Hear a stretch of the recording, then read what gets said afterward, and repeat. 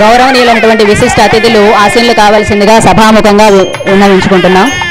So తదుపరి కార్యక్రమము జ్యోతి ప్రజ్వలన. సో సభను అలంకరించినటువంటి పెద్దలందరూ కూడా జ్యోతి ప్రజ్వలన చేయవలసిందిగా సభాముఖంగా సగౌరవంగా విజ్ఞప్తి చేస్తూ ఉన్నాం.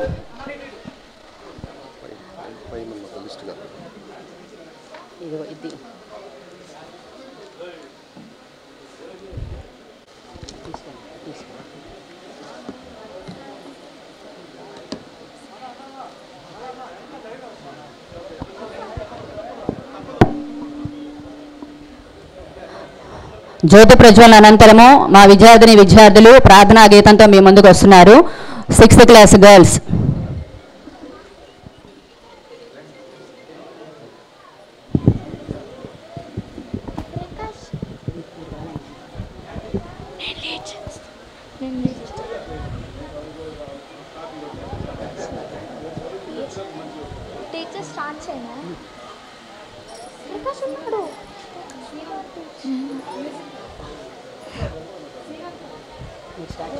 या कुंदेन्दु तुषारहारधवला या कुंदेन्दु तुषारहारधवला या शुभ्रवस्त्रयुक्ता या वीणावरदण्डमण्डितकरा या श्वेतपद्मासना या ब्रह्माच्युतशङ्करा प्रभूतिभिर्देवै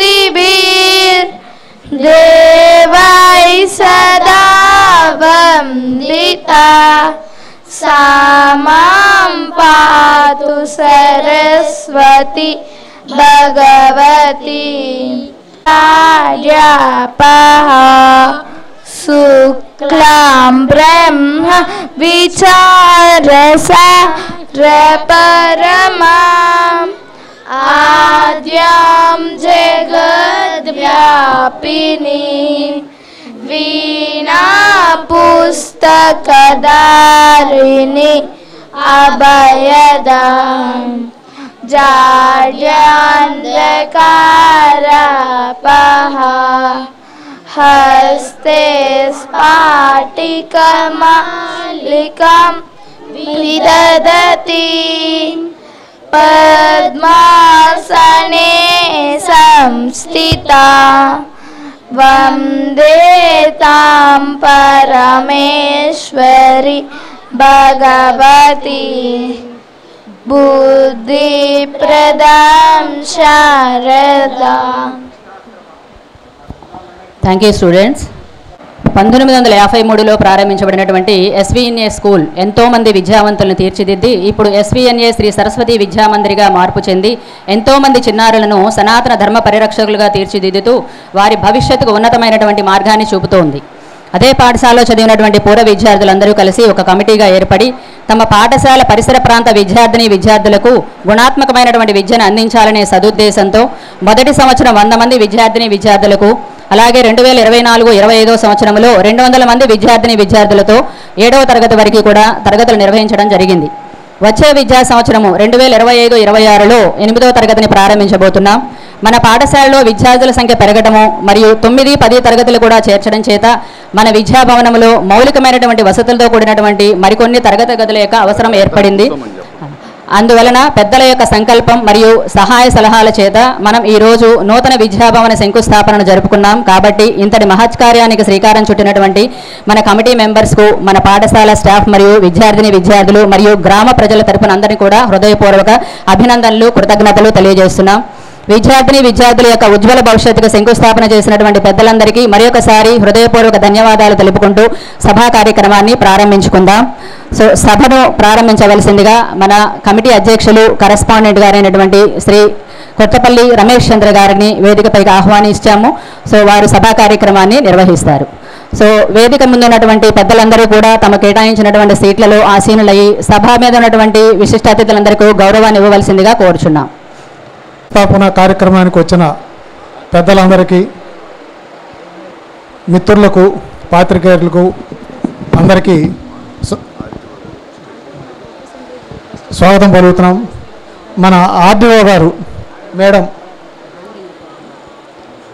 వారిని కూడా వేదిక మీద రావాల్సిందిగా విజ్ఞప్తి చేస్తున్నాం. విశిష్ట అతిథులు ఆర్డీఓ మేడం గారిని కూడా స్టేజ్ మీదకి సవినయంగా సగౌరవంగా ఆహ్వానిస్తున్నాం.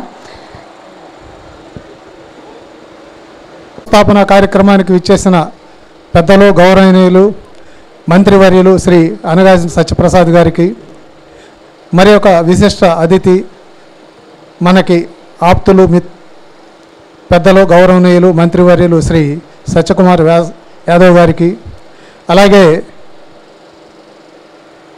మన మాన్యులు మండలి బుద్ధప్రసాద్ గారు, మాజీ మంత్రివర్యులు, మాజీ శాసనసభ డిప్యూటీ స్పీకరు మరియు ప్రస్తుత ఎమ్మెల్యే, వారు సీనియర్ అంటే రాజకీయవేత్తగానే కొంటే కూడా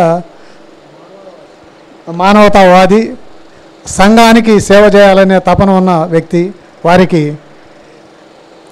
నమస్కారం. అదేవిధంగా ఈరోజు మన శంకుస్థాపన కార్యక్రమానికి వచ్చిన మన సరస్వతి విద్యాపీఠం రాష్ట్ర కార్యదర్శి శ్రీ కొసం జగదీష్ గారికి, ఆర్డీఓ మేడంకి, అదేవిధంగా రావూర్ శ్రీనివాస్ గారు పవర్ మ్యాక్ వారికి, మన గ్రామ సర్పంచ్ గంగాధరరావు గారికి, మన సెక్రటరీ నార్ల సాయన గారికి, తదితర మీ అందరికి కూడా మన ఎస్విఎన్ఏ సరస్వతి విద్యామందిర్ తరపున స్వాగతం తెలుపుతున్నాం. మీ అందరికీ తెలుసు ఈ స్కూల్ చరిత్ర, ఇవన్నీ కూడా మీకు చాలామంది తెలుసు. ఇవాళ ఒక విశిష్టమైన రోజు ఏంటంటే, మనకి వీరమాచనేని ఆంజనేయ శాస్త్రి గారు ఈ ప్రాంతంలో ముఖ్యంగా శూద్రులకు విద్య అందించాలనే తపంతో సుమారు 100 సంవత్సరాల క్రితం ప్రారంభించారు. అది ఈ సంవత్సరంతో శత జయంతి జరుపుకుంటున్నాం. వీరమాచనేని ఆంజనేయ శాస్త్రి గారి శత జయంతి రావటం, ఈ సంవత్సరంలోనే మనం ఈ కొత్త నూతన భవనానికి శంకుస్థాపన చేసుకోవడానికి కూడా మనం ఒక ప్రయత్నం చేయటం కూడా చాలా సంతోషం. కొనకళ్ళ నారాయణ గారు చైర్మన్, మాజీ ఎంపీ గారు, వారిని కూడా వేదిక మీద సగౌరవంగా ఆహ్వానిస్తున్నాం. రండి సార్. నమస్తే sir. Sir TC chairman Shri Konakalla Narayana గారిని వేదికపైకి సగౌరవంగా ఆహ్వానిస్తున్నాం. మనం 100 సంవత్సరాలైన సందర్భంగా కూడా ఈ సంవత్సరం వీరమాచనేని ఆంజనేయ శాస్త్రి గారి శత జయంతి ఉత్సవాలు కూడా రేపు 2వ తారీఖు నుంచి కూడా జరపబడుతున్నాయి. ఆ సందర్భంగా మనం యాదృచ్ఛికమైన మనం శంకుస్థాపన చేసుకోవటం కూడా చాలా శుభసూచకం. ఈ ఆహ్వానాన్ని మన్నించి వచ్చిన పెద్దలకు కూడా మనం ధన్యవాదాలు తెలుపుకుంటున్నాం. మనం ఇక్కడ మీకు తెలుసు, మనం ఉన్న ప్రస్తుత బిల్డింగు మనకి సరిపోవట్లేదు క్లాసులకి. మళ్ళీ ఇప్పుడు నూతన కమిటీ మళ్ళీ మనం కొత్త భవనం నిర్మించి చేస్తే మనం రాబోయే రోజుల్లో కూడా మన విద్యార్థులకు కూడా అందుబాటులో ఉంటుందనే ఉద్దేశంతో ఒక సంకల్పించి మనం 28 రూములతో మనం ఈ శంకుస్థాపన కార్యక్రమం చేసుకున్నాం. 28 రూములు సుమారు 8 కోట్ల రూపాయలు మన బడ్జెట్తో కూడా ప్రారంభించాం. ఈ ఆలోచనకి ఏంటంటే, గత 2 సంవత్సరాల నుంచి మనం సుమారు 1,20,00,000 మన ఓల్డ్ స్టూడెంట్స్ కానీ తదితర పెద్దలు కానీ మన శ్రీనివాస్ గారి ద్వారా మన పవర్ మ్యాక్ నుంచి కానీ మనం 1,20,00,000 రూపాయలు గత 2 సంవత్సరాల నుంచి దానంగా తీసుకొని స్వీకరించి బిల్డింగ్ రిపేర్స్ కానీ, బస్సులు కొనటం కానీ, ఇన్ఫ్రాస్ట్రక్చర్ కానీ, మనం వాష్రూమ్స్ ఇంతకుముందు ఏంటంటే ఆడపిల్లకి మగపిల్లకి కొంచెం ఇబ్బందిగా ఉండేది, ఆ బాత్రూంలో కట్టేయటం కానీ చుట్టూ కూడా చాలా చేసాం. ఈ సంవత్సరం ఏంటంటే మనం భవిష్యత్తులో అవసరాల కోసం ఈరోజే మనం శంకుస్థాపన చేసుకున్నాం. ఈ శంకుస్థాపనకి ఏంటంటే చాలామంది దాతలు కూడా మనకు ముందుకు వచ్చారు. ప్రధానంగా ఏంటంటే పాత విద్యా కమిటీ, సనాతన వేదాంత నిష్ఠాశ్రమం పాత విద్యా కమిటీ వారు ముందుకు వచ్చి ఒక 20 లక్షల రూపాయలు మనకి డొనేషన్ ఇవ్వడానికి కూడా వారికి ప్రధానంగా మనకి ముందుకు వచ్చారు. వారు కొంత పార్ట్ పేమెంట్లు కూడా ఇచ్చారు. వారికి కూడా మన స్కూల్ తరఫున ధన్యవాదాలు తెలుపుకుంటున్నాం. అదేవిధంగా మైనేని వెంకటరామయ్య గారి వారసులు మన నార్ల సాయన గారి ఆధ్వర్యంలో వారు కూడా 20 లక్షల రూపాయలు ఒక రూమ్కి విరాళంగా ఇవ్వడానికి కూడా వారు కూడా ముందుకు వచ్చారు. వారు కూడా దాంట్లో కూడా సుమారు ఇప్పటికే 12 లక్షల రూపాయలు మనకి ఇచ్చారు. మిగిలింది కూడా ఇన్స్టాల్మెంట్స్లో ఇస్తున్నారు. వారికి కూడా సభాముఖంగా ధన్యవాదాలు తెలుపుకుంటున్నాం. అదేవిధంగా కూడా ఇంకా ఒక 6 20 లక్షల రూపాయలు ఇవ్వడానికి కూడా ముందుకు వచ్చారు. తర్వాత వారి పేర్లు కూడా భవిష్యత్తులో ప్రకటిస్తాం. ఈ విధంగా ఏంటంటే మనకు ఎంతోమంది దాతలు మనం చేసేది మంచి పని, సంఘ సేవ, 10 మందికి విద్యాదానం చేస్తున్నాం, లాభాపేక్ష లేకుండా మనం అందరం సర్వీస్ చేస్తున్నాం అనే ఉద్దేశంతో ముఖ్యంగా మన ఓల్డ్ స్టూడెంట్స్ ఎంతోమంది మనకి ఇవ్వటానికి కూడా ముందుకు వచ్చారు. వారందరికి కూడా సభాముఖంగా ధన్యవాదాలు తెలుపుకుంటున్నాం. ఇప్పుడు ఎందుకంటే సమయం తక్కువ ఉంది కాబట్టి మన ఆహ్వానాన్ని మన్నించి ఎన్నో పనులు ఉన్నా కానీ సత్యప్రసాద్ గారు, సత్యకుమార్ గారు, మన మండల పురత ప్రసాద్ గారు, కొనకల నారాయణ గారు పెద్దలు ఎంతోమంది వచ్చారు. వారి సమయం విలువైన సమయం కాబట్టి మనం తక్కువ మాట్లాడి వారికి అవకాశం అంటే మన కార్యక్రమం త్వరగా ముగించుకుని తర్వాత వేరే పనులు కూడా వెళ్ళాల్సిన అవసరం ఉంది కాబట్టి మనం మా కమిటీ వారికి కానీ మన కొంతమంది మిత్రులకు కూడా ఏంటంటే క్లుప్తంగా మాట్లాడవలసిందిగా విజ్ఞప్తి చేస్తూ ఇప్పుడు మన సరస్వతి విద్యాపీఠం సెక్రటరీ మన కొసరం జగదీష్ గారిని మాట్లాడవలసిందిగా విజ్ఞప్తి చేస్తున్నాం. సభాయ నమః, శ్రీ సరస్వతి నమః. వేదిక మీద ఉన్న పెద్దలందరికీ కూడా సాదరంగా నమస్కారం చేస్తూ, వేదిక మీద ఉన్న పెద్దలు అలాగే పాఠశాల విద్యార్థులకి ఆశీస్సులు, అలాగే ఈ ఆచార్య బృందానికి కూడా అభినందనలు తెలియజేస్తూ, ఈ యొక్క SVNA అంటే సనాతన వేదాంత నిష్ఠాశ్రమ సంఘం, దీని లక్ష్యం వీరమాచినేని ఆంజనేయ శాస్త్రి గారు ప్రారంభించారు. సుమారుగా మన ఆధ్యాత్మిక చింతనతో మన పాఠశాలలన్నీ కూడా నడవాలనే లక్ష్యంతో ఈ పాఠశాల ప్రారంభమైంది, కొనసాగుతుంది. విజయాన్ని సాధిస్తాం ఎప్పుడైనా సరే. అలాగే శ్రీ సరస్వతి విద్యాపీఠం విజయవాడ సమితి మొత్తం 43 పాఠశాలలు ఉన్నాయి. అలాగే దేశం మొత్తం మీద కూడా విద్యాభారతి అఖిల భారత శిక్షా సంస్థాన పేరుతో 24,000 పాఠశాలలు నడుస్తున్నాయి 1952 నుంచి. కాబట్టి ఈ యొక్క సనాతన వేదాంత నిష్ఠాశ్రమ సంఘానికి సంబంధించిన శ్రీ సరస్వతి విద్యామందిర్ కూడా ఏ లక్ష్యంతో ఉన్నదో అదే లక్ష్యంతో విద్యాభారతిలో కూడా అదే లక్ష్యం ఉన్నది. కాబట్టి ఆ లక్ష్యం ఏమిటంటే నేటి యువతరాన్ని ఏ విధంగా తయారు చేయాలి అనేదే దీని యొక్క ముఖ్య ఉద్దేశ్యం. నేటి యువతరాన్ని హిందుత్వనిష్ట, రాష్ట్రభక్తి, దేశభక్తి ఉండాలని, అలాగే శారీరకంగా, మానసికంగా, భౌతికంగా ఈ విధంగా వాడు వికసించాలని, అలాగే సమాజానికి సేవ చేయాలని, సమాజంలో ఉన్న పేడలో వీటన్నింటిని కూడా అన్యాయాలను కూడా తొలగించాలని, అలాంటి విద్యా విధానం ఈ రోజున 2020 నేషనల్ ఎడ్యుకేషన్ పాలసీతో ఈరోజు మన ముందుకు వచ్చింది. ఇలాంటి నేషనల్ ఎడ్యుకేషన్ పాలసీనే 1952 నుంచి విద్యాభారతి అమలు చేస్తూ వచ్చింది. ఈ రోజున ఈ 2 పాఠశాలలు కూడా, ఈ 2 సంస్థలు కూడా కలిసి పనిచేస్తున్నాయి. ఈ విధంగా మన రాష్ట్రంలోనే సుమారుగా ఒక 15 సంస్థలు, ఇప్పుడు ఈ సంస్థ ఎలా ఉన్నదో ఆ విధంగా 10-15 సంస్థలు ఆ విధంగా ముందుకొచ్చి ఈ సరస్వతి విద్యాపీఠం విద్యాభారతి పాఠశాలలతో అనుబంధం అయ్యి ఈ విధంగా ఈ విద్యా ఉద్యమం ఏదైతే ఉన్నదో దేశాన్ని పురోగతికి ఒక వైభవ స్థితికి తీసుకెళ్ళడానికి కోసం ఏ లక్ష్యం కోసం ఉన్నదో ఆ లక్ష్యం కోసం సాధించడం కోసమే ఈ యొక్క పాఠశాల లక్ష్యం. కాబట్టి ఈ రోజున మన అందరం కూడా, ఈ సమాజంలో ఉన్న అందరం కూడా ఈ విషయాన్ని అర్థం చేసుకొని దీనికి బాధ్యత వహించాలి. ప్రధానంగా దీని వెనకాల ఉద్దేశం 2 విషయాలు మీకు పూర్తి చేస్తాను. మొదటిది విద్యాభారతి కానివ్వండి, అలాగే సనాతన వేదాంత నిష్ఠాశ్రమ ఈ పాఠశాల కానివ్వండి, దీని ఉద్దేశ్యము లాభాపేక్ష కాదు. అలాగే సమాజంలోంచి అందరూ కూడా బాధ్యత తీసుకొని ఇలాంటి పాఠశాలలు నడపాలి. కారణం ఏంటంటే విద్య అనేది దానం చేయబడాలి. కాబట్టి భౌతిక అవసరాలు ఏవైతే ఉన్నాయో సమాజం ఏర్పాటు చేయాలి.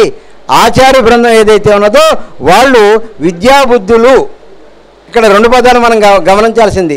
విద్య ఒకటే కాదు, విద్యాబుద్ధులు కూడా గడించి విద్యార్థులు ఈ దేశం కోసం ఆ విధంగా నిలబడాలని, తయారు కావాలని ఉద్దేశంతో ఈ ఉద్యమాన్ని మనం ముందుకు తీసుకెళ్లే ప్రయత్నం చేద్దాం.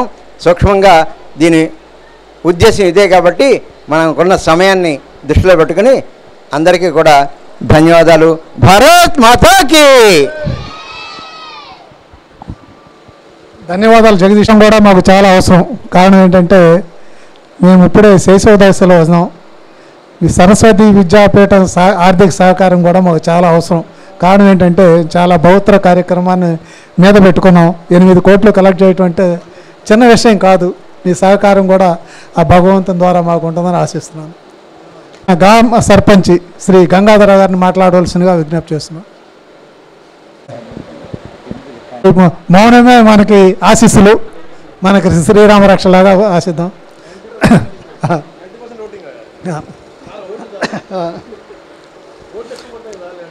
మన మేడం పెద్దలు మన ఆర్డీఓ శ్రీమతి రామలక్ష్మి గారు ఇంతకుముందు మేడం ఒక చెప్పారు. వారు మనకు ఒకటి చెప్పారు, మనకేంటంటే గంగరపాలెం దాకా బస్సు నడిపి మీరు ఎక్కువ మంది విద్యార్థుల్ని చేసుకోవాలని కూడా చెప్పారు. మేడం మీరు చెప్పిన విధంగానే గంగరపాలెం దాని లంకివేణ దెబ్బ దాకా ఈ సంవత్సరం బస్సు నడుపుతాం. మీకు ప్రామిస్ చేస్తున్నాం మా స్కూల్ తరఫున. మీరు కోరిన విధంగానే అక్కడ కూడా మేము నడుపుకున్నాం సార్. తర్వాత పెద్దలు గౌరవనీయులు శ్రీ రావూరు శ్రీనివాస్ గారు, వారిని కూడా ప్రసంగవలసిందిగా కోరుతున్నాం. సభకు నమస్కారం.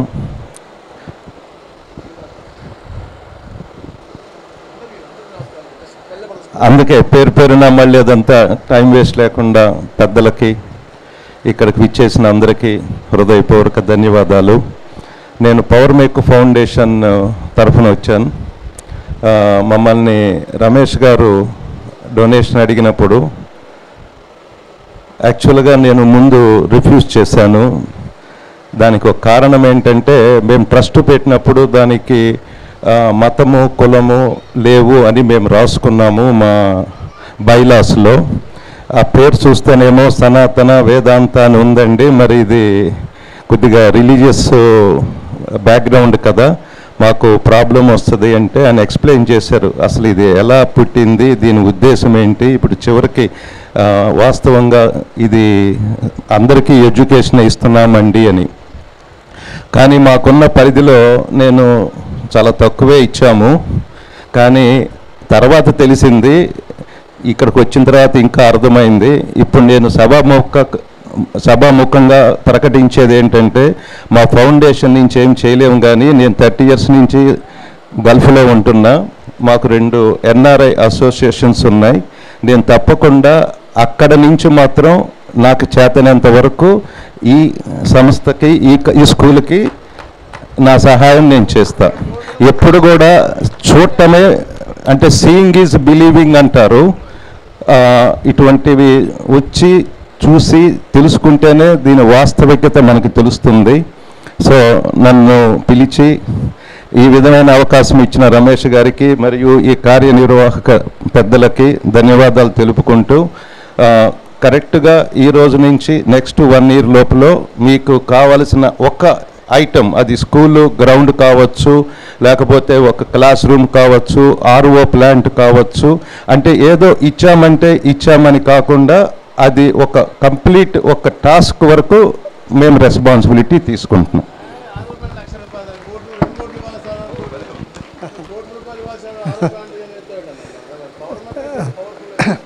ధన్యవాదాలు శ్రీనివాస్ గారు. అయినా ఒక చిన్న విషయం గుర్తు చేస్తున్నాను.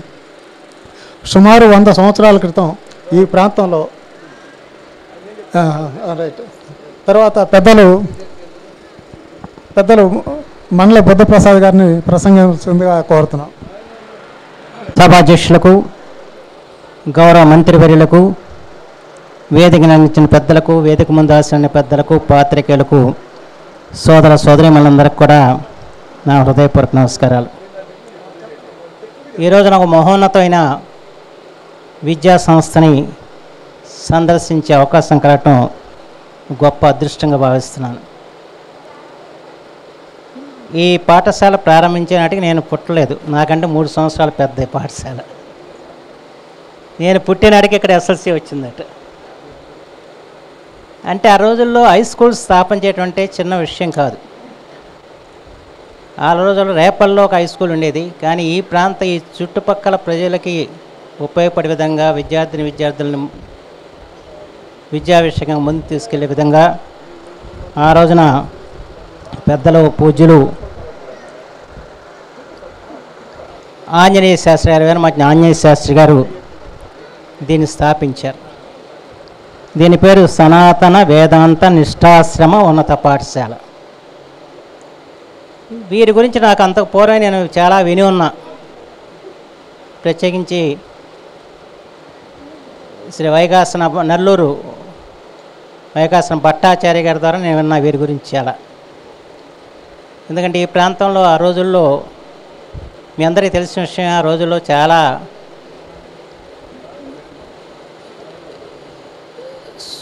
ఇతర కులాల వాళ్ళు విద్యను అభ్యసించే అవకాశాలు లేని రోజుల్లో ఈ పాఠశాల స్థాపించి విద్య అన్నది అందరిది, ఒకరి సొత్తు కాదని చెప్పి నిరూపించిన గొప్ప వ్యక్తి ఆంజనేయ శాస్త్రి గారు. దీంట్లో సహకారం అందించిన వారందరూ కూడా మైనేని వారితో మాకు అత్యంత సన్నిహిత సంబంధం. ఎందుకంటే మాది ఎడ్లంక గ్రామం, ఎడ్లంక మా అవనిగడ్డ నిజం ఎడ్లంకి మైనేని వారి పాలెంకి చాలా సంబంధం ఉంది. మైనేని సీతారామయ్య గారు కానివ్వండి, రాజగోపాలరావు కానివ్వండి, అలాగే మా ఎడ్లంక మనసుగా ఉన్న రామారావు గారు కానివ్వండి, అలాగే ప్రసిద్ధ అణుశాస్త్రవేత్త డాక్టర్ మైనేని హరిప్రసాదరావు గారు కానివ్వండి, వీరందరూ కూడా అటు ఇటు సంబంధాలు ఉన్నవాళ్ళు. బహుశా వారి స్వస్థలం ఎడ్లం కావచ్చు, కానీ మైనేని పాలతో సంబంధం ఉంది. వారి మైనేని పేరుతోని ఆ ఊరు కూడా ఏర్పడింది. వారి యొక్క కృషి కూడా ఈ పాఠశాలలో ఉండటం చాలా ఆనందదాయకమైన విషయం. అయితే ఇవాళ ఈ పాఠశాలను నడపటం అంటే చాలా కష్టసాధ్యమైన పరిస్థితి ఏర్పడింది. దానికి కారణం ఏంటంటే ప్రత్యేకించి ఆంగ్ల మాధ్యమం. ఈ తెలుగు మాధ్యమంలో నడిపిన పాఠశాలలు ఈ రోజున క్రమేణా మూతపడుతున్న పరిస్థితి వచ్చింది. ప్రభుత్వ విధానాలు వాటికి సానుకూలంగానే ఉన్నాయి. అలాగే ప్రత్యేకించి కార్పొరేట్ విద్యా సంస్థలు తల్లిదండ్రుల యొక్క మనస్తత్వాన్ని మార్చివేశాయి.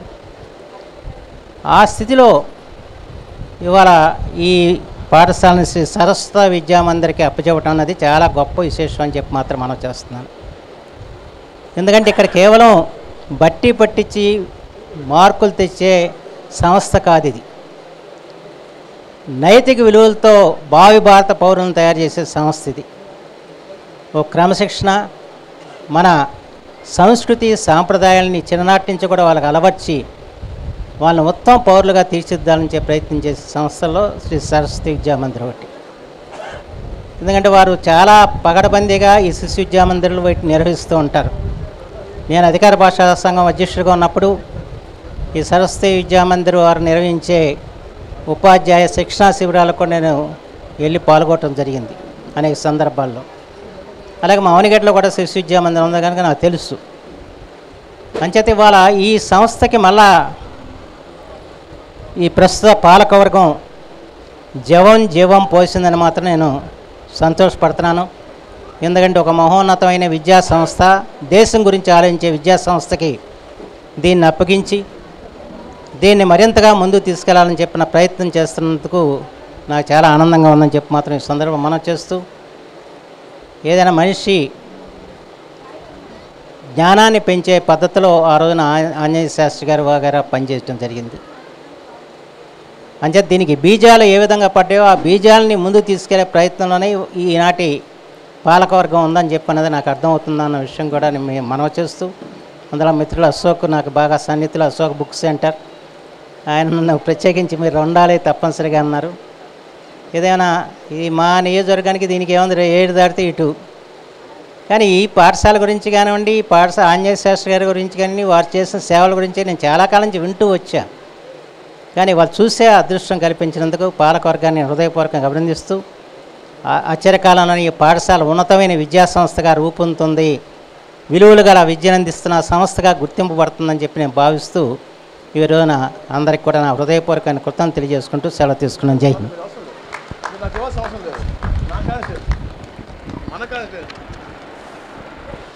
చాలా సంతోషం. ఈరోజు ఒక అద్భుతమైన కార్యక్రమం. ఎందుకంటే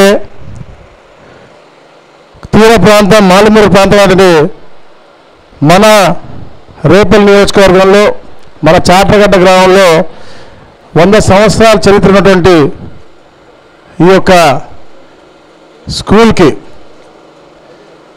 ఎంతోమంది దాతలు ఉదారంగా వారి యొక్క ఉదారతను చాటుతూ 9 కోట్ల రూపాయలతో నూతన భవనం నిర్మించడానికి నిర్ణయించారు. దానికి మరి ముఖ్యంగా శంకుస్థాపన కార్యక్రమానికి ఎంత బిజీ ఉన్నప్పటికి కూడా, ఎందుకంటే క్యాబినెట్లో ఒక ఉన్నతమైనటువంటి వ్యక్తి, ఉన్నత స్థానం ఉన్నటువంటి వ్యక్తి, ఒక ఎలీట్ మనిషి మా సత్యకుమార్ గారు ఈరోజు ఈ ఎస్విఎన్ఏ సరస్వతి విద్యా మందిర్ శంకుస్థాపనకు రావడం నిజంగా చాలా సంతోషం. ప్రత్యేకంగా వాళ్ళకి నా స్వాగతం తెలియజేసుకుంటూ, అలాగే రామకృష్ణ చంద్ర గారు ప్రెసిడెంట్ గారికి, వారికి నా నమస్కారాలు తెలియజేసుకుంటూ, పెద్దలు గౌరవనీయులు పూజ్యులు మండలి బుద్ధప్రసాద్ గారికి, అలాగే పెద్దలు పూజ్యులు మా కుటుంబ పెద్దలు కొనకల నారాయణరావు గారికి, పెద్దలు కొసనం జగదీష్ గారికి, పెద్దలు ఉయ్యూరు గంగాధర్ గారికి, పెద్దలు రావుల శ్రీనివాసరావు గారికి, పెద్దలు నార్ల సాయన్న గారికి, పెద్దలు రామలక్ష్మి గారికి, పెద్దలు అశోక్ బాబు గారికి, ఇతర ఉపాధ్యాయేతర సిబ్బందికి, అలాగే విచ్చేసినటువంటి గ్రామ పెద్దలు, దాతలు అందరికీ కూడా నా హృదయపు నమస్కారాలు. పత్రికా సోదరులకి, అలాగే చిన్నారులందరికీ కూడా మా ఆశీస్సులు. చాలా సంతోషం, ఎందుకంటే ఎప్పుడు కూడా నా తప్పన ఉండేది. రేపటి నుంచి సముద్రం దాకా 40 కిలోమీటర్ల దూరం ఉంది. ఈ ప్రాంతంలో అభివృద్ధి చేయాలి అని తప్పంతో నేను ఆ రాజకీయ పైన అంతా నేను చేస్తూ ఉన్నాను. ఈ స్కూల్ గురించి కూడా నేను అపోజిషన్లో ఉన్నప్పుడు కూడా నేను చాలా తాపత్రపడ్డా. ఎందుకంటే మొత్తం పూర్తిగా విద్యార్థులు రాకుండా ఉన్న పరిస్థితి ఉందని చెప్పేసి నాకు మా సుభాష్ చెప్పినప్పుడు, ఎట్లాగైనా కూడా ఇక్కడ నుంచి బస్సులు నడిపించాలి అని చెప్పేసి ఆర్టీసీ వాళ్ళని కోరగా, బస్సులు వెళ్ళే పరిస్థితులు వేస్తారు, కిందకి రోడ్లు ఆ స్ప్రింగ్లు పోతున్నాయి, మేము బస్సులు నడిపించే పరిస్థితి లేదు అని చెప్పినటువంటి పరిస్థితి కూడా చూశాను. అలాంటి తరుణంలో కూడా, ఎందుకంటే ఈ స్కూల్కి ఒక చరిత్ర ఉంది, దీన్ని పునర్నిర్మించుకునే విధంగా కూడా చరిత్ర ఉంది కాబట్టి నేను ముందు ఇది చెప్తా ఉన్నా. అలాంటి తరుణంలో నేను గొప్ప దాతలు ముందుకొచ్చి ప్రైవేట్గా బస్సులు పెట్టి, విద్య ఒక చైతన్యం, విద్య ఉంటేనే భవిష్యత్తు ఉంటుందని చెప్పేసి గ్రామాల్లో వాళ్ళందరినీ కూడా చైతన్యపరిచి వాళ్ళందరికీ కూడా క్వాలిటీ ఎడ్యుకేషన్ ఇచ్చే దిశగా మంచి టీచర్లను కూడా పెట్టి ఇక్కడ ఒక ఆహ్లాదకరమైన వాతావరణం క్రియేట్ చేయడం నిజంగా చాలా సంతోషకరమైనటువంటి విషయం. ఎందుకంటే పెద్దలు బుద్ధప్రసాద్ చెప్పినట్టు 100 సంవత్సరాల క్రితం నాకు తెలిసి ఇక్కడ ఎవరు కూడా పుట్టుండరు. ఈ ప్రాంతంలో కులాల వ్యత్యాసం ఉన్నప్పుడు కేవలం కొందరు చదువుకోవాలి, మిగతా వాళ్ళకి చదువులు అభ్యసించకూడదు అని చెప్పే ఉండే ఆలోచన తత్వం ఉన్నటువంటి సమయంలో పెద్దలు వీరమాచినేని ఆంజనేయ శాస్త్రి చౌదరి గారు, అంతే కదండి, తప్పకుండా ప్రాంతంలో అందరూ కూడా చదువుకోవాలి, చదువును అభ్యసించే హక్కు ప్రతి ఒక్కరికి ఉంది, పేదరికమో కులమో దాంట్లో బ్యారియర్ అవ్వకూడదనే లక్ష్యంతో వారికి అప్పుడు చదువు రానప్పటికి కూడా వారు వెళ్ళి సంస్కృతాన్ని అభ్యసించి వచ్చి ఈ ప్రాంతంలో ఈ స్కూల్ స్థాపించడం అంటే వారి యొక్క ఆలోచన రాబోయే తరాలకి ఎలాంటి దిక్సూచి ఇచ్చారో మీరు ఆలోచన చేయాలి. వారి యొక్క ఆలోచనని ఆదర్శంగా తీసుకుని ఈరోజు మీరందరూ కూడా ఇంత మంచి కార్యక్రమం చేయడం. ఎందుకంటే ఎక్కడ కూడా ఎలాంటి ప్రైవేట్ స్కూళ్ళలో కూడా ఇలాంటి వాతావరణం ఉండదు. ఇలాంటి వాతావరణం క్రియేట్ చేయడం, అలాగే గ్రామం కానీ స్కూల్ కానీ నాకు ఇచ్చిందిగా తప్పకుండా నేనంత కొంత గ్రామానికి చేయాలి అని తపనతో వచ్చినటువంటి పెద్దలందరూ కూడా, దాతలు కూడా, వారు ప్రత్యేకంగా అభినందన తెలియజేస్తూ ఉన్నాను. ఇది ఏదైతే గౌరవ ముఖ్యమంత్రి గారు ఆలోచన చేస్తూ ఉన్నారో, అందరూ అనుకుంటారు P4 అంటే ఏంటో. నిన్న పెద్ద ప్రోగ్రాం చేశారు గౌరవ ముఖ్యమంత్రి గారు. అంటే అందరి యొక్క పార్ట్నర్షిప్తో, అంటే భాగస్వామ్యం, పబ్లిక్ ప్రైవేట్ పార్ట్నర్షిప్ విన్నాం, కానీ పీపుల్ కలిపి పబ్లిక్ ప్రైవేట్ పీపుల్ పార్ట్నర్షిప్ తీసుకుంటాను అంటే అది ఏంటో ఇట్లా వింతగా ఉందని అనుకోవచ్చు, కానీ అర్థం చేసుకుంటే దాని అంత మంచి ఆలోచన ఇంకేది ఉండదు. ఎందుకంటే ఆ రోజు ఈ గ్రామం నుంచి, ఈ మారుమూల గ్రామం నుంచి ఇక్కడ దాని యొక్క ఆదర్శమైన పరిస్థితి మనం చూసాం. ఇక్కడ అందరూ బాధ్యత తీసుకోవటం, గ్రామాన్ని అభివృద్ధి చేయాలి, పరిసర ప్రాంతాలు అభివృద్ధి చేయాలని చెప్పే లక్ష్యంతో అందరూ కూడా రావటం ఆనందదాయకం. అలాగే ఈ ప్రభుత్వం ఏర్పడిన తర్వాత కూడా విద్య మీద, వైద్యం మీద ప్రత్యేకమైన శ్రద్ధ పెట్టింది. మనం విద్య చూస్తే కేజీ నుంచి పీజీ దాకా కూడా కరికులం మార్చి, మరి ముఖ్యంగా చిన్నారులకు పెద్ద బ్యాగులు వేసి వెయిట్లు వేసి తిప్పడం కాదు, క్వాలిటీ ఎడ్యుకేషన్ ఇవ్వాలని చెప్పేసి క్వాలిటీ సబ్జెక్ట్స్తో పాటు సెమిస్టర్ వారీగా సబ్జెక్ట్స్ ఇచ్చే దిశగా గౌరవ మంత్రి వారు నారా లోకేష్ గారు ప్రత్యేకమైన శ్రద్ధ పెట్టారు. అలాగే డిఎస్సి కూడా ఇచ్చి 16,000 పైచీలకు ఉద్యోగాలు కల్పించే ఆలోచనలో ముందుకు వస్తూ ఉన్నారు. అంటే విద్య ఎంత ఇంపార్టెంటో రాబోయే తరాలకి, అలాగే రాష్ట్రం అభివృద్ధి చెందాలని తప్పకుండా విద్యకు మంచి పునాది వేయాలనే లక్ష్యంతోనే ఈ యొక్క ముఖ్యమంత్రి గారి ఈ కూటమి ప్రభుత్వం పనిచేస్తూ ఉంది. మీరు చూశారు ఈ 9 నెలల్లో ఎన్నో రిఫార్మ్స్. ఆర్థిక ఇబ్బంది ఉన్నప్పటికీ కూడా అన్ని చెప్పిన ప్రతి ఒక్క మాట పూర్తి చేసుకుంటూ, ఏదే మా కూటమి ప్రభుత్వం వచ్చిన తర్వాత తొలి అకాడమిక్ ఇయర్ ఈ సంవత్సరం వస్తుందో దానికి కూడా తల్లికి వందనం తప్పకుండా ఇవ్వాలి. ఎంతమంది పిల్లలు ఉంటే 2 ఉన్నా 3 ఉన్నా తప్పకుండా వేస్తామని చెప్పేసి గౌరవ ముఖ్యమంత్రి గారు చెప్పారు. తప్పకుండా వచ్చే నెల ప్రతి ఒక్క తల్లికి వందనం 15,000 రూపాయలు చొప్పున ఎంతమంది పిల్లలు ఉంటే ఇచ్చే బాధ్యత ఈ ప్రభుత్వం తీసుకుంటా ఉంది. ఎందుకంటే ఎక్కడ కూడా పేదరికంతో చదువు ఆగకూడదని ఎలాగైతే ఇక్కడ అందరూ తపన పడతా ఉన్నారో గౌరవ ముఖ్యమంత్రి గారు ఇప్పుడు కూడా అదే ఆలోచన చేస్తూ ఉంటారు. అలాగే వైద్యశాఖ మంత్రి గారు ఇక్కడ ఉన్నారు. అని నేను ముందే చెప్పాను వారికి, ఎంత పెద్ద ప్రోగ్రామ్ కానీ చిన్న ప్రోగ్రామ్ కానీ మీరు వచ్చినప్పుడు మాత్రం నేను తప్పకుండా మిమ్మల్ని అడుగుతానని. ఎందుకంటే వారిని నేను మొత్తం ఈ ప్రాంతం అంతా తిప్పాలి.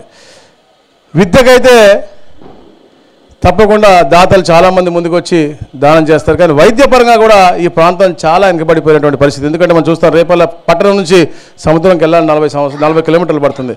అక్కడ నుంచి ఎవరైనా ఇబ్బంది పడితే మధ్యలో పిహెచ్సి ఉన్నప్పటికి కూడా ఇంకా రేపల్లో సిహెచ్సి లెవెల్లో ఉంటాం. అది 100 బెడ్కి అప్గ్రేడ్ కాకపోవటం, అలాగే ఏదైతే అప్గ్రేడేషన్ ధూళిపూడి కూడా ఆగిపోవటం, ఇవన్నీ కూడా ఆగిపోవటం మూలంగా వైద్యపరంగా కూడా చాలా వెనుకబడినటువంటి ప్రాంతం ఇది.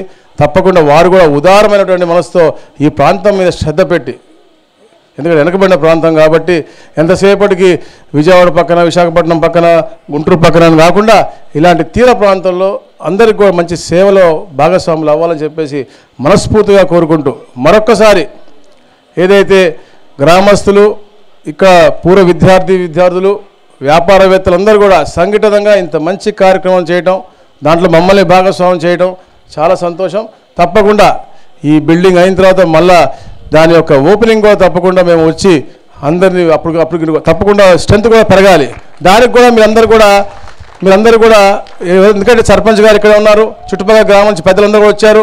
మీ గ్రామాల్లో ఉన్నటువంటి స్టూడెంట్స్ కూడా మీరు చైతన్యపరచాలా, వాళ్ళ తల్లిదండ్రులు కూడా చైతన్యపరచాలా. విద్య ఎంత ఇంపార్టెంటు, విద్యతోనే వాళ్ళకి సాధికారత సాధ్యమవుతుందని చెప్పేసి వాళ్ళందరికీ కూడా తెలియజేసి తప్పకుండా ఏదైతే ఇతర పనులకు వెళ్లకుండా విద్య కోసం, ఎందుకంటే వీళ్ళు కూడా తప్పనిగా పనిచేస్తూ ఉన్నారు. ఇప్పుడు 7th దాకా పెట్టారు, మళ్ళీ రేపు 8th కంటిన్యూస్ ఇయర్స్ పెంచుకుంటూ 10th దాకా వెళ్తా ఉన్నారు. రాబోయే రోజుల్లో అవసరమైతే జూనియర్ కాలేజ్ కూడా ఏర్పడి, అంటే ఫెసిలిటీస్ అన్నీ ఉన్నాయి కాబట్టి ఇక్కడ ఇంత విశాలమైన స్కూల్ ఎక్కడ కూడా నాకు తెలియలేదు. మన నగరం కాలేజ్ అవ్వచ్చు, దాని తర్వాత ఇదే కనపడతా ఉంది నాకు, ఇంత విశాలమైనటువంటి స్కూల్. అలాగే ఏదైతే కరస్పాండెంట్ గారు అవ్వచ్చు, ప్రెసిడెంట్ గారు అవ్వచ్చు, ఆ టీం కూడా అద్భుతంగా ఆలోచనతో ముందుకెళ్తా ఉన్నారు. కాబట్టి మీరు సహకరించండి, ఈ ప్రాంతంలో విద్యని పెంచే దిశగా మీరందరూ కూడా ప్రయత్నం చేయాలని చెప్పేసి తెలియజేసుకుంటూ, తప్పకుండా ప్రభుత్వం తరఫున ఏది చేయాలన్నా ఎలాంటి పనున్నా నేను ఎప్పుడు కూడా 24/7 మీకు అందుబాటులో ఉంటానని చెప్పి తెలియజేసుకుంటూ సెలవు తీసుకుంటున్నాను. Thank you. ధన్యవాదాలు. మీరు మాకు అన్నీ చేస్తారనేది మాకు మా నమ్మకం. కాబట్టి మా కోరికలేమి మేము ముందు ఉంచట్లేదు. కారణం ఏంటంటే మాకు ఏది అవసరం వచ్చినా మీరు మాకు చేస్తారనే నమ్మకం మా కమిటీకి ఉంది. ధన్యవాదాలు మీకు. అదేవిధంగా మనకు ఎన్ని పనులున్నా కానీ వారు మన స్కూల్ మీద అభిమానంతో రావాలనే వారి సంకల్పంతో ఈరోజు వచ్చారు. మాన్యులు, పెద్దలు, గౌరవనీయులైన శ్రీ సత్యకుమార్ యాదవ్ గారిని మాట్లాడవలసిందిగా విజ్ఞప్తి చేస్తున్నాను. బాకీ మంత్రి గారే గట్టిగా అరుస్తున్నారు. భారత్ మాతాకి.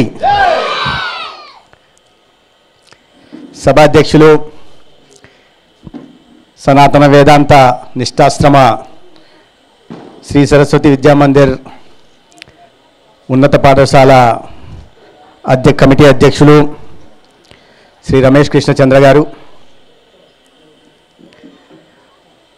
తాను ఎక్కడుంటే అక్కడ ఒక ఆహ్లాదకరమైన వాతావరణం సృష్టించి అందరినీ ఉత్తేజపరిచి ఉత్సాహాన్ని నింపుతూ ఎంతో సంక్లిష్టమైన శాఖని చాలా సమర్థవంతంగా నిర్వహిస్తూ తను ఒత్తిడికి లోనవుతూ పక్కనున్న వాళ్ళని ఒత్తిడి దూరం చేసే నా మంత్రివర్గ సహచరులు, మిత్రులు అనగాని సత్యప్రసాద్ గారు, మాతృభాష పరిరక్షణ అన్న, సంస్కృతి సంప్రదాయాల పరిరక్షణ అన్న, మన ఘనమైన వారసత్వ సంపద గురించి చెప్పాలన్నా ఒక తెలుగు రాష్ట్రాల్లోనే కాదు ఏ రాష్ట్రంలోనే ఇటీవలే రాయపూర్లో కూడా వారు వెళ్ళి చెప్పేసి వచ్చారు. అటువంటి ఒక ఉద్యమకర్త మండలి బుద్ధప్రసాద్ గారు, విద్యాభారతి శ్రీ సరస్వతి విద్యా మందిర్ సంస్థల కార్యదర్శి జగదీష్ గారు, సాయన్న గారు, వెలగపూడి రామకృష్ణ గారు, ఆర్డీఓ రామలక్ష్మి గారు, తర్వాత సర్పంచ్ గంగాధర్ గారు, ఇవాళ మా జిల్లా అధ్యక్షుడు ఉన్న లక్ష్మీనారాయణ గారు, కూటమి నాయకులకి, కార్యకర్తలకి, చాట్రగడ్డ గ్రామ ప్రముఖులకి అందరికీ హృదయపూర్వక నమస్కారం, చిన్నారులకి ఆశీర్వచనం. ఇంతలాగా చాలా సంతోషం. ఇవాళ ఇక్కడికి వచ్చినందుకు 2 రకాలుగా నాకు గర్వకారణంగా ఉంది. మొదటి కారణం ఏంటంటే, నేను ఇవాళ ఈ స్థానానికి రావడానికి ప్రధాన కారణం అఖిల భారతీయ విద్యార్థి పరిషత్. విద్యార్థి దశలో అఖిల భారతీయ విద్యార్థి పరిషత్ సంపర్కంతో ఒక స్వయం సేవక రాష్ట్రీయ స్వయం సేవక్గా నా ప్రస్థానం మొదలుపెట్టి అక్కడ నేర్చుకున్న క్రమశిక్షణ, అంకితభావం, దాని కారణంగా నేను ఇవాళ ఈ స్థాయికి వచ్చాను. అటువంటి సంస్థ, మాతృ సంస్థకి అనుబంధ సంస్థ అయిన విద్యాభారతి కార్యక్రమంలో పాల్గొనడం ఒక రకంగా అదృష్టమైతే, రెండోది నేను ఇప్పుడే చెప్పాను, మిత్రుడు గొప్పతనం గురించి మరీ చెప్పనవసరంలా. అటువంటి మిత్రులు అనగానే సత్యప్రసాద్ గారు ప్రాతినిధ్యం వహిస్తున్న రేపల్లి నియోజకవర్గంలోని ఈ గ్రామంలో కార్యక్రమానికి రావడం రెండో అదృష్టంగా భావిస్తున్నాం. క్షమించాలి, పెద్దలు, సీనియర్ నాయకులు, మాజీ పార్లమెంటు సభ్యులు, రీజనల్ ఆర్టీసీ అధ్యక్షులు కొనకళ్ళ నారాయణ గారిని నేను పక్కనే పెట్టుకొని మర్చిపోయాను, క్షమించాల్సిందిగా కోరుకుంటున్నాను. చాలా సంతోషం నాకు ఇవాళ ఈ కార్యక్రమంలో రావడానికి అవకాశం కల్పించారు. తద్వారా మీ అందరినీ కలిసే అవకాశం కూడా కల్పించారు. ఎప్పుడో దాదాపు 10 దశాబ్దాల క్రితం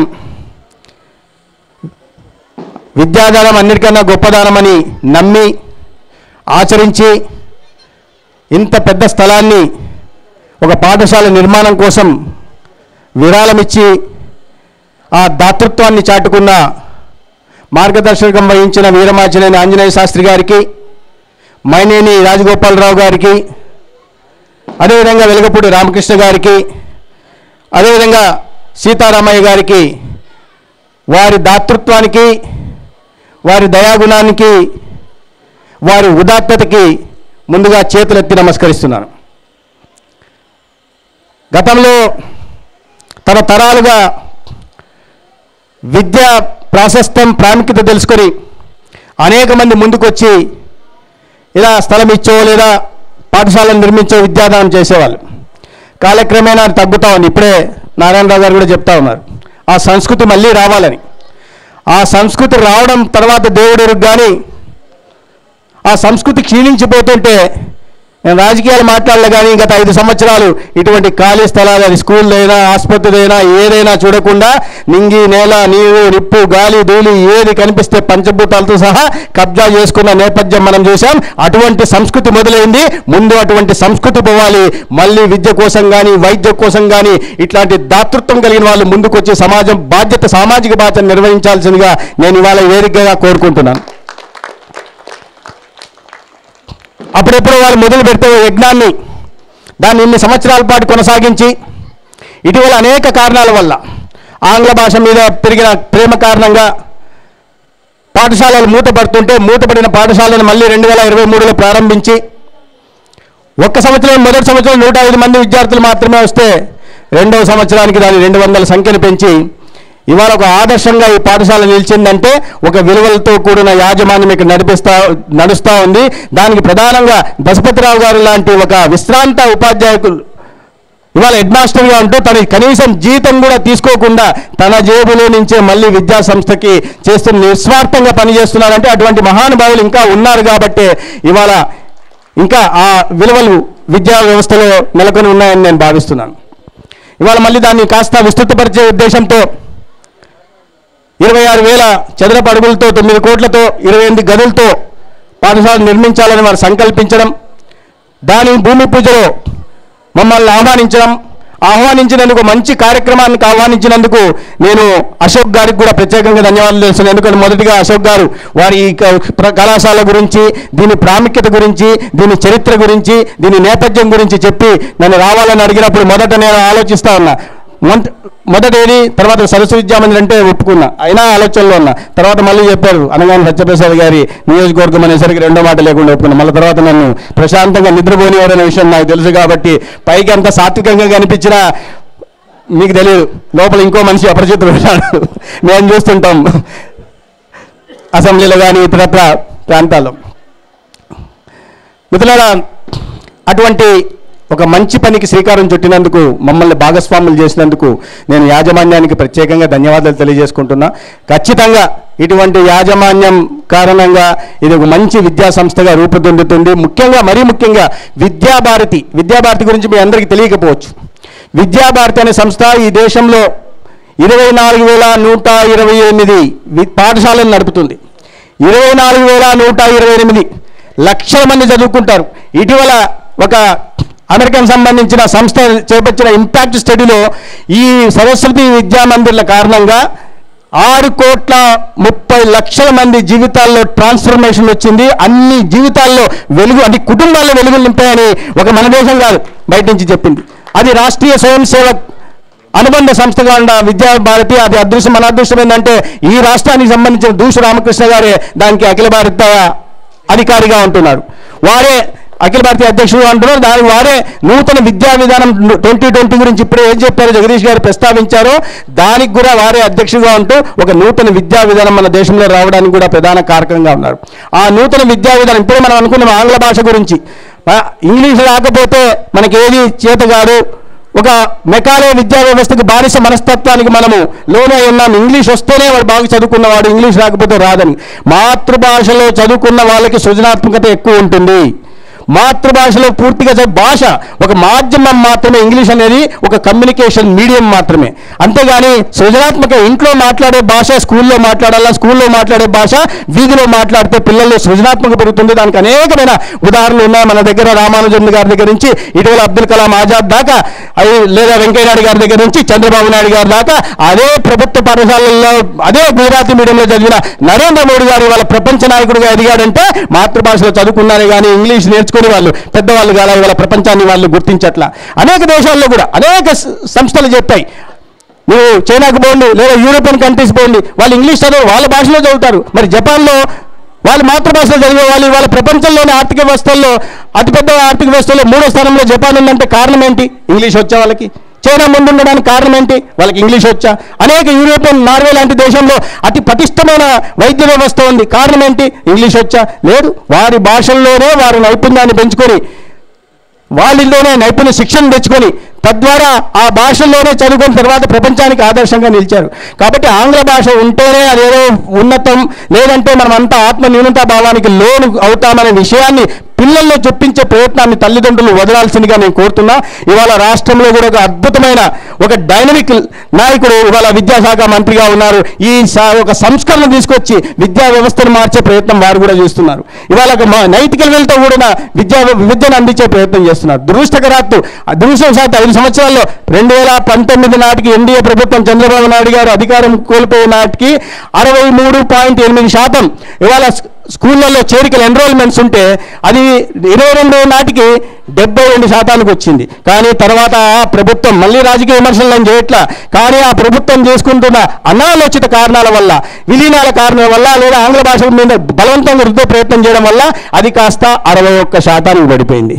పెరగాల్సిన పోయి ఎన్రోల్మెంట్ తగ్గుతా వచ్చిందంటే 72% నుంచి 11% తగ్గి 61% అయితే ఇప్పుడు దాన్ని సరిచేసే ప్రయత్నం ఇవాళ నారా లోకేష్ గారు చేస్తున్నారు. ఇవాళ మిత్రులారా, నూతన విద్యా వ్యవస్థ ఖచ్చితంగా ఈ రాబోయే తరాల భవిష్యత్తును మార్చబోతోంది.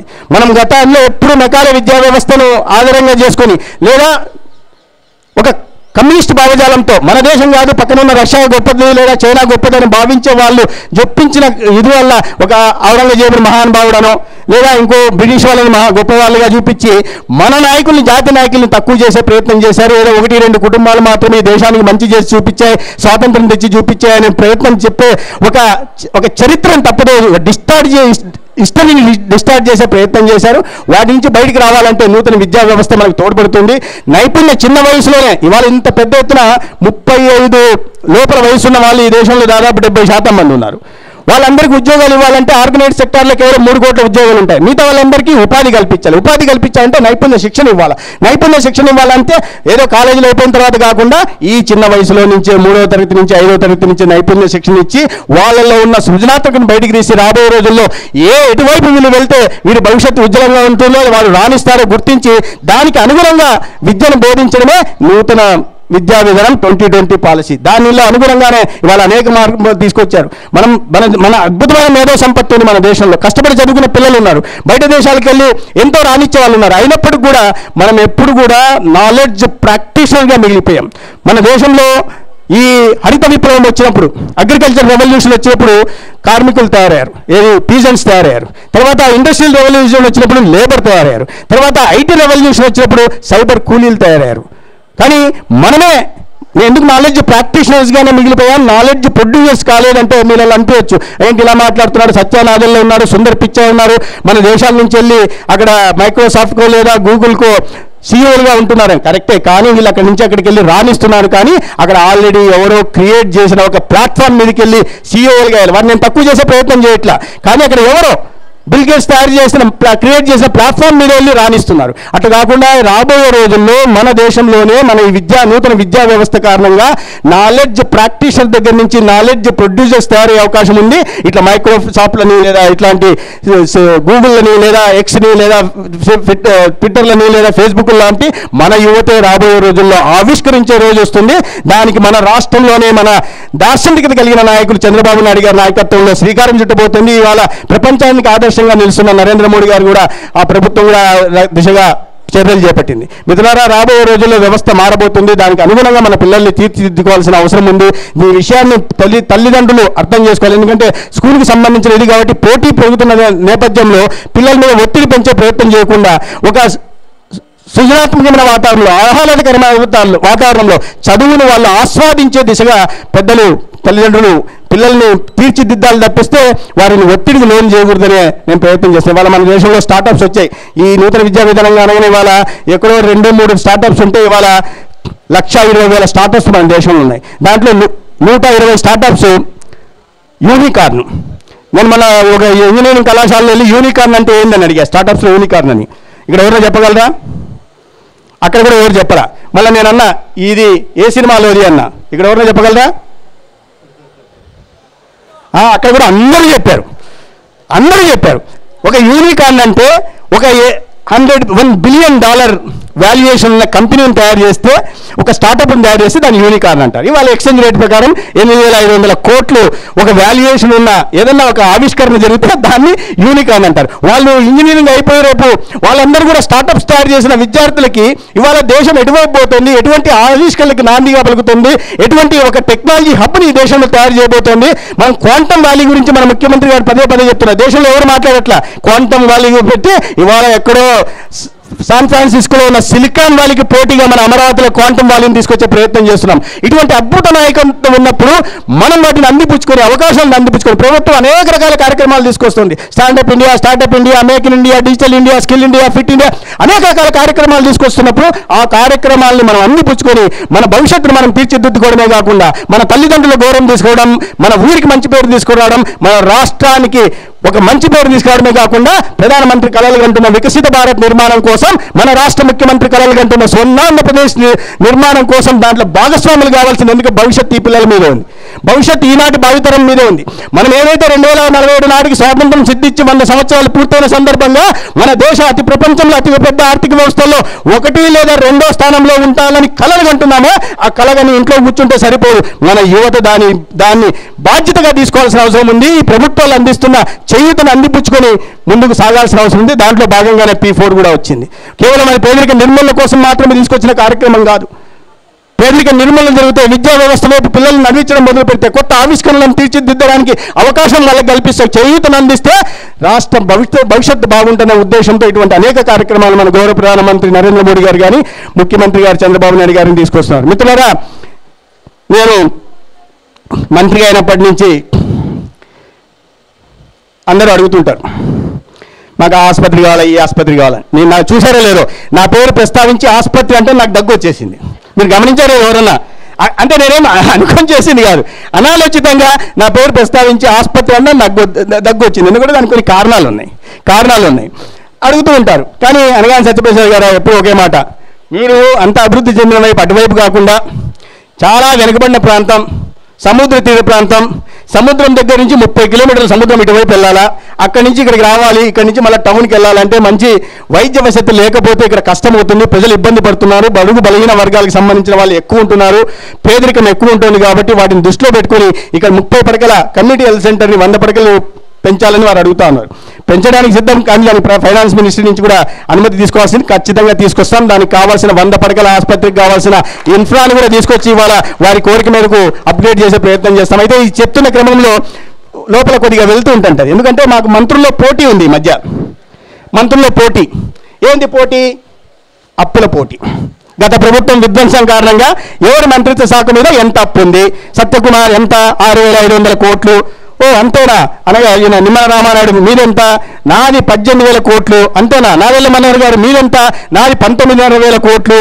అసలు ఫస్ట్ ప్రైజ్ ఎవరికయ్యా అంటే మన గొట్టిపాటి రవికుమార్ గారికి 1,20,000 కోట్లు. 1,20,000 కోట్లు.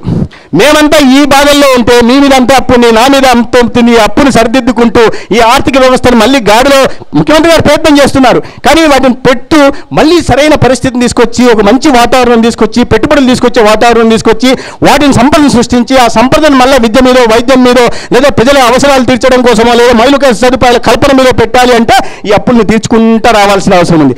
మేమంతా ఇట్లా గొడవ పడుతుంటే సైలెంట్గా నవ్వుకుంటుంటే అనగాని సత్యప్రసాద్ గారు, అమాయకుల మీరు 10,000 కోట్లు ఉంది, 20,000 కోట్లు ఉంది, 30,000 కోట్లు ఉంది, నాది 13.5 లక్షల ఎకరాలు ఫ్రీ హోల్డ్లో దోచుకున్నారు. మరి ఎవరెవరికి చెప్పుకోవాలా?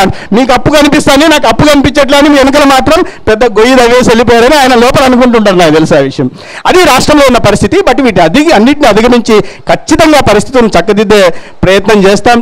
రాబోయే రోజుల్లో అటువంటి నాయకత్వం కూడా ఇవాళ ఉంది. ప్రజల గురించి, ప్రజల అవసరాల గురించి, ప్రజల ఆకాంక్షల గురించి, ప్రజల ఆశల గురించి ఆలోచించి వాళ్ళకి అనుగుణంగా నడుచుకోవాలి. బాధ్యత ఇచ్చారు, ఆశీర్వదించారు కాబట్టి రుణం తీర్చుకోవాలనే బాధ్యత పనిచేసే ప్రభుత్వం ఇవాళ ఉంది. నేను ఎవరిని రాజకీయ విమర్శలు చేయలేదు, మీకు అందరికీ తెలుసు. 5 సంవత్సరాలు ఎవరికైనా వారసత్వంగా ఆస్తులు ఇస్తారు. ఏం సార్ రమేష్ చంద్ర కృష్ణచంద్ర గారు ఆస్తులు కూడా ఇచ్చారు కదా, మీ వాళ్ళు మీకు ఇచ్చారు. మాకేంటంటే అప్పులతో పాటు 85 లక్షల మెట్రిక్ టన్నుల చెత్త కూడా ఇచ్చిపోయారు. మున్సిపాలిటీలో 25 లక్షల మెట్రిక్ టన్నుల చెత్త ఉంది. మీరేమో తెలియని వాళ్ళు ఈ రాజకీయ చెత్తని మొన్న 24 జూన్ 4వ తేదీ మే 13వ తేదీ ఊడ్చేశారు. కానీ వాళ్ళు మిగిల్చిపోయిన చెత్తను ఊడ్చే క్రమంలో మేము ఉన్నాం.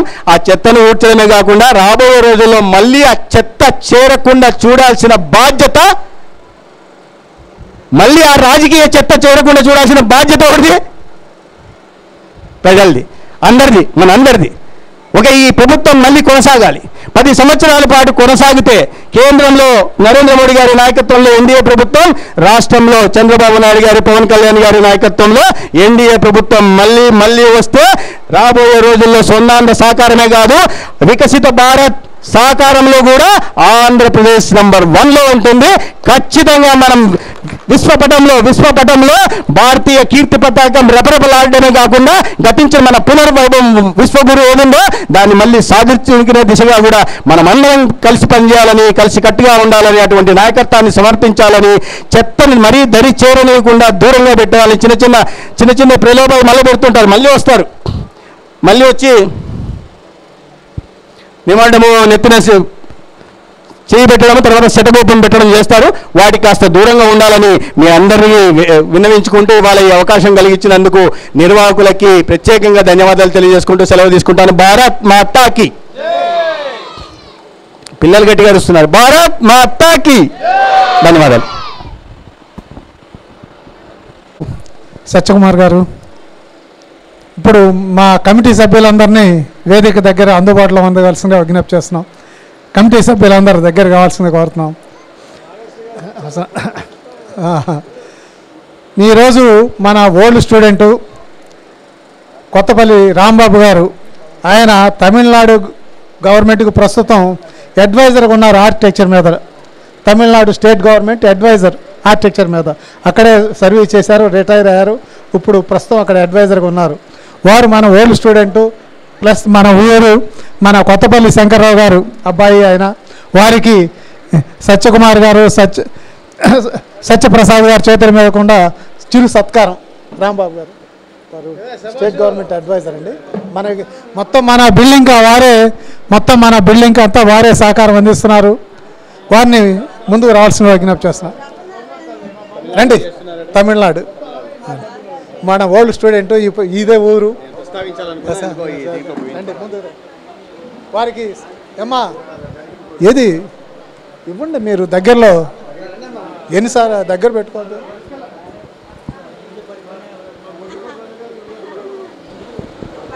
ఎవరికి? రాంబాబు గారికి రండి. మీరు ఒకసారి నేను పుష్ప కూర్చోబెట్టాను.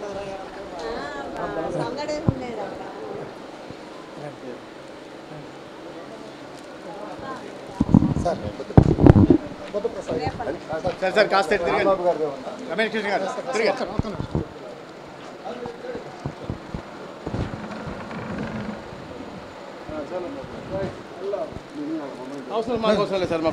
తర్వాత మంత్రులు కూడా త్వరగా ఇచ్చేసేయండి. చిరు సర్కార్ సత్యకుమార్ గారికి, సత్యప్రసాద్ గారికి, కమిటీ సభ్యులు రావాల్సిందిగా విజ్ఞప్తి. కమిటీ సభ్యులు సాయన్ గారు రండి, త్వరగా ఇచ్చేయండి. సత్యకుమార్ గారు సెలవు కప్పండి. అర్జునరావు గారు రండి, ముందుకి తల వచ్చేయండి, తీసుకోండి. మన కమిటీ సభ్యులు రండి. రండి సార్, రండి. కమిటీ సభ్యులు ముందుకు రావాల్సిందిగా కోరుతున్నాం. సత్యప్రసాద్ గారికి కూడా సుభాష్ సార్ త్వరగా సత్యప్రసాద్ గారికి, తర్వాత బుద్ధప్రసాద్ గారికి,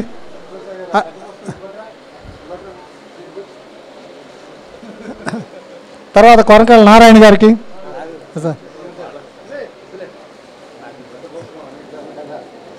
తర్వాత జగదీష్ గారికి, శ్రీనివాస్ గారికి కూడా,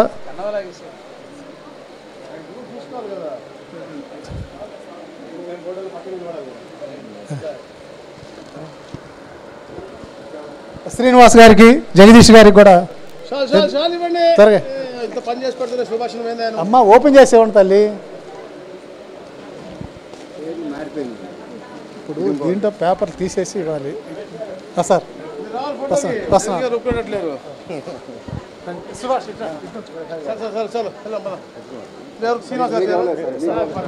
శ్రీనివాస్ గారికి సంతోషం.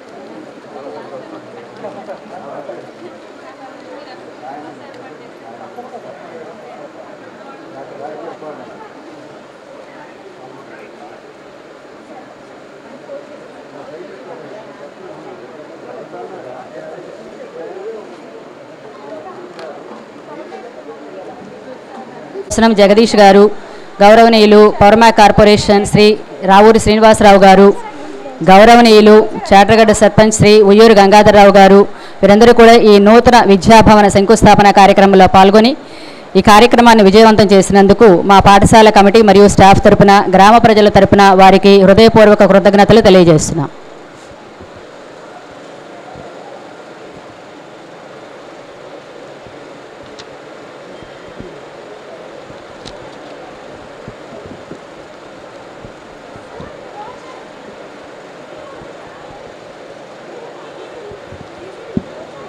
వారు పరిపాలనా దక్షులు, ఎల్లప్పుడూ ప్రజలకు అందుబాటులో ఉంటారు శ్రీమాన్ అనగాని సత్యప్రసాద్ గారు. వారికి హృదయపూర్వక ధన్యవాదాలు తెలియజేస్తున్నాం. అలాగే అంకిత భావం కలిగిన వారు, ప్రజలకు అందుబాటులోకి వైద్యం తీసుకురావాలని భావిస్తున్న మన రాష్ట్ర వైద్య విద్యాశాఖ మంత్రులు శ్రీ సత్యకుమార్ యాదవ్ గారికి కూడా హృదయపూర్వక ధన్యవాదాలు తెలియజేసుకుంటున్నాం. సాహితీవేత్త, సమాజ సేవా తత్పరులు, మంత్రి, ఉపసభాపతి మండలి బుద్ధప్రసాద్ గారికి కూడా హృదయపూర్వక ధన్యవాదములు. ఈ కార్యక్రమానికి విచ్చేసినటువంటి విశిష్ట అతిథులందరికీ కూడా ధన్యవాదాలు తెలియజేసుకుంటూ సభా కార్యక్రమాన్ని ముగిస్తున్నాం.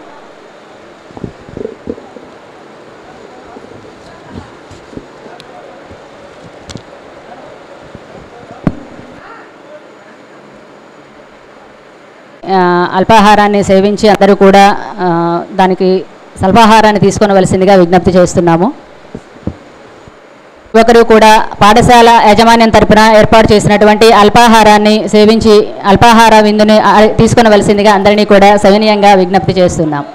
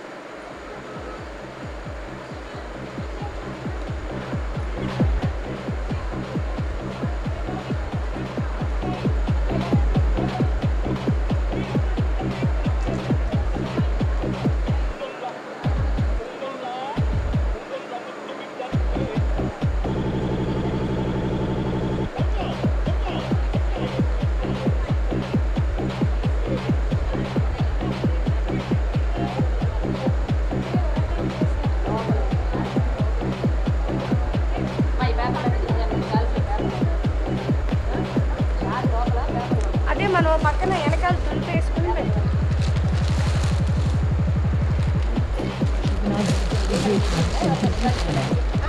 ఎవరితో మర్చిపోయానని అంటారు, నాకు వచ్చుకున్నాడు.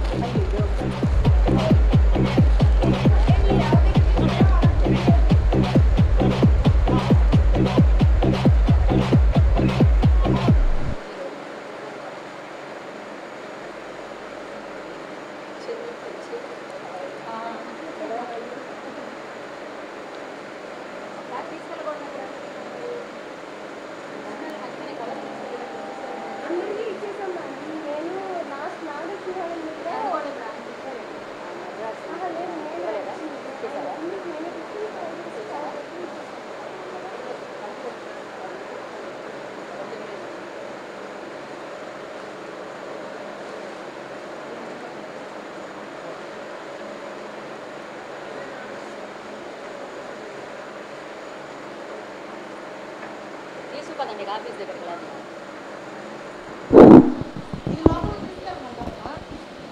అయితే